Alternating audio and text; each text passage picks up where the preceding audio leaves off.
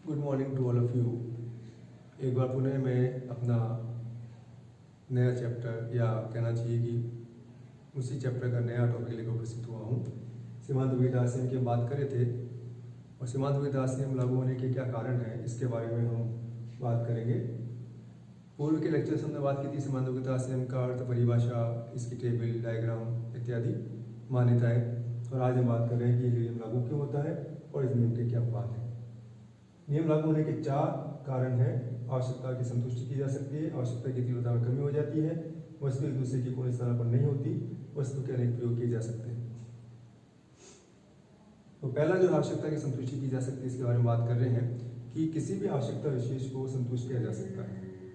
ये सीधा सा आवश्यकता एक नियम है कि हम कोई भी आवश्यकता होती है तो संतुष्ट भी हो जाती है। अगर ये संतुष्ट नहीं होती तो शायद सीमांत विविधाश्रम नियम जो हमारा है कभी लागू नहीं हो पाता और ये बढ़ता ही चला जाता। लेकिन चूंकि आवश्यकता विशेष की संतुष्टि की जा सकती है तो ये नियम हमारा लागू होता है। दूसरी बात, आवश्यकता की तीव्रता में कमी हो जाती है। ये सीधी सी बात है कि ये नियम लागू क्यों हो रहा है, ऊपर से नीचे क्यों रेखा गिर रही है, क्योंकि जैसे से हम किसी वस्तु का उपभोग करते हैं उससे मिलने वाली उपयोगिता कम होती जाती है, क्योंकि उसकी तीव्रता में कमी हो जाती है। पहले की जो इकाइयाँ हैं उसके बाद में बात की इकाइयों से आपको कम उपयोगिता प्राप्त होती है। इसका परिणाम ये होता है कि आपकी तीव्रता कम होती जाती है और ये रेखा हमारी इस तरह से प्राप्त होती रहती है। वस्तु एक दूसरे की अपूर्ण स्थानापन्न होती है, सब्स्टिट्यूट, यानी पूर्ण स्थानापन्न कोई भी किसी का नहीं होता।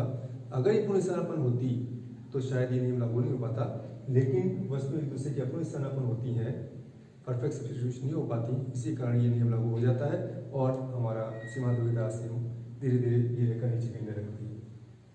और जब वस्तु के अनेक प्रयोग होते हैं तो हर अगला प्रयोग उसकी उपयोगिता में कमी कर देता है। कोई भी वस्तु ऐसी है जो हर अगले प्रयोग में उसकी उपयोगिता में कमी आनी शुरू हो जाती है, इसके कारण ये नियम लागू हो जाता है। तो कुल मिलाकर ये है कारण, इसके कारण ये रेखा सीमांत विविधाश्रम में लागू होता है। अब सवाल ये उठता है कि इस नियम के क्या अपवाद है। अपवाद का मतलब क्या है? ये कहते हैं कि कई बार जरूरी नहीं कि सीमांत विविधाश्रम रेखा ऐसा हो, कई बार ये इस तरह से भी हो सकती है, यानी पहले बढ़ रही है और फिर घटना शुरू हो जाती है। लेकिन हम देखेंगे ऐसा कभी हो सकता है क्या। और ज़्यादातर अपवाद वही है जो मान्यताओं में हम कह चुके हैं। ये कहते हैं कि दुर्लभ वस्तुओं में ये नियम लागू नहीं होता, यानी दुर्लभ वस्तु ऐसी रेयर वस्तु होती है जो अप्राप्य होती है, बहुत विलक्षण होती है, कोई ऐसा डाक टिकट है, कोई ऐसी मूर्ति है, उनमें ये जैसे जैसे आपके पास में वस्तु का संग्रह होता जाता है उसकी उपयोगिता बढ़ती जाती है। लेकिन एक चीज़ ऐसी जरूर है कि आफ्टर ए पॉइंट कहीं ना कहीं वो आपकी गिरेगी ही।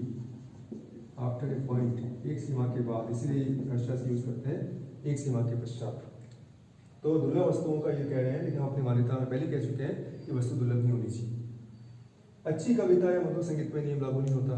कई बार ऐसे आप देखते हैं बहुत अच्छी कविता होती है, बार बार सुनते हैं, या कहीं से कवि सम्मेलन में जाते हैं और वहाँ का वंस मोर कहते हैं, तो ये कहते हैं कि उसकी आवश्यकता, उसकी उपयोगिता कम होने से बढ़ जाती है। लेकिन कहीं ना कहीं एक सीमा ऐसी आएगी जब उसकी उपयोगिता में कमी आना शुरू हो जाएगी और आपका नियम लागू हो जाएगा। उपभोग की इकाई सूक्ष्म हो, कि कहते हैं कि जब उपभोग, मान लीजिए जैसे मैंने पहले बात की थी कि एक वयस्क व्यक्ति को प्यास लगी है और आप उसके घूट चम्मच से पानी पिला रहे हैं, तो नेचुरली उसके लिए उसकी उपयोगिता बढ़ जाएगी। तो ये आपकी वस्तु प्रॉपर होनी चाहिए। तो मान्यता पहले कह चुके हैं कि वस्तु की इकाई प्रॉपर होनी चाहिए। इस प्रकार में निश्चित रूप से आपकी उपयोगिता बढ़नी शुरू हो जाती है और हमारा नियम लागू नहीं होता। तो ये कहते हैं कि जो प्रेस्टिजियस वस्तुएं हैं उनके बाद जैसे से प्रतिष्ठा की जो वस्तु होती है, जैसे से वस्तु आती जाती है उसकी उपयोगिता बढ़ती जाती है। लेकिन हम पहले कह चुके हैं कि वस्तु प्रतिष्ठा वाली नहीं होनी चाहिए। दूसरी बात, एक सीमा ऐसी आएगी ही आफ्टर ए पॉइंट कि कहीं ना कहीं उनकी संतुष्टि का स्तर पूर्ण हो जाएगा और वो उपयोगिता गिरनी शुरू हो जाती है। धन संचय में भी कहा जाता है कि जैसे से किसी व्यक्ति के पास में धन की मात्रा बढ़ती जाती है उसकी उपयोगिता कम हो जाती है, लेकिन ये भी पूर्ण रूप से सही नहीं है, क्योंकि कहीं ना कहीं एक ऐसा समय आता है जबकि धीरे धीरे वो धन भी जो है उसकी उपयोगिता कम हो जाती है। तो कुल मिलाकर धन संचय में भी ये नियम का अपवाद गलत है। शराबी पर लागू नहीं होता है। ये कहते हैं कि जो शराबी है वो एक के बाद एक जब पैक लगाता है तो उसकी उपयोगिता बढ़ती जाती है। लेकिन ये भी देखिए कि जब शराबी शराब पीने के बाद में जब वो कहीं नाले में गिर जाता है या कहीं पे इस तरह से वो सड़क पर गिरता मिलता है, तो इसका मतलब उसमें भी नियम लागू हो गया है। तो शराबी, और हमने पहले कहा कि उपभोक्ता की मानसिक स्थिति में परिवर्तन नहीं होना चाहिए। शराब पीते जब आपकी मानसिक स्थिति में परिवर्तन हो जाता है तो हमारी मान्यता जो हम पहले कह चुके हैं, कोई नियम का अपवाद भी सही नहीं है। ये कहते हैं कि वस्तु या सेवा के प्रयोग में गति से, जैसे आपके पास में कोई कार है और दूसरी कार आ जाती है तो उसकी उपयोगिता और बढ़ जाती है, लेकिन वही बात आती है, हर जगह ये बात आती है कि एक सीमा के बाद में आपकी वस्तु जब ज़्यादा हो जाती है तो उसकी उपयोगिता गिरनी शुरू हो जाती है।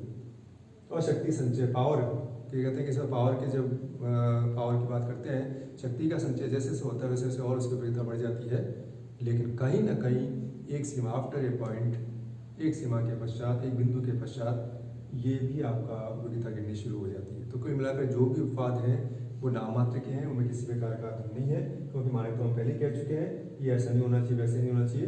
तो कुल मिलाकर ये एक सार्वभौमिक नियम है जो सभी जगह लागू होता है। Thank you very much.